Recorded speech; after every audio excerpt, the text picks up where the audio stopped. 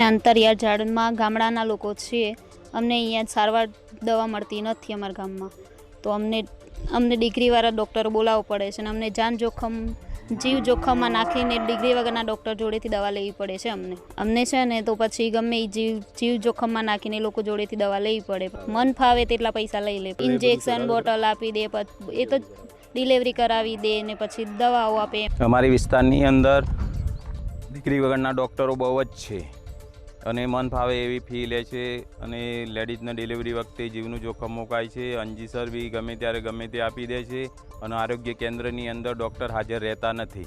અને સરકારશ્રીને નમ્ર વિનંતી કે સારા એવા ડૉક્ટર મૂકે અને રેગ્યુલર ડૉક્ટર રહે 24 કલાક એવા. અને જ્યારે બી જઈએ છીએ ઇમરજન્સીમાં ત્યારે નર્સ એવું જ કહે છે કે અમને કોઈ ઇન્જીસર આપવાની સગવડ નથી. ચાર્જનું મન ફાવે એમ, કોઈ 5,000, 10,000, 6,000, 4,000 જેવી ઈચ્છા એમની, જેવો સામી વ્યક્તિ હોય એ રીતનું ઘરે જ કરતા હોય છે સારવાર. દવાખાના ખરું કે રોડમાં આ કોંતી સાહેબ જરી ગયો એટલે કે આવું કોમ હું કરું એમ કરીને આ લોકો આવો આ રીતે કરીને પછી એને તો હું દવા કરીને હું આ ઉતરવું હતું કાપી નાખું કે કઈ રીતનું કરું તે અમે દોડી પેશન્ટ આવા ત્યારે પેશન્ટ એ લોકો પેશે મેં કહું ઓતરું નહીં, આ ઓર નહીં કહું તું ઓતરું કાપી નાખું છે. તો આ 2-3-4 મહિના થશો એમ કહું એટલે પેલી વીકતી આ ઉપર છોકરું લેતેલું હતું કે વીકતી તે હું દવા કરું આવી તો એમ કરીને આ રીતનું કરવું. હા, ડિલિવરી જેવું પાડી દેવું એમ.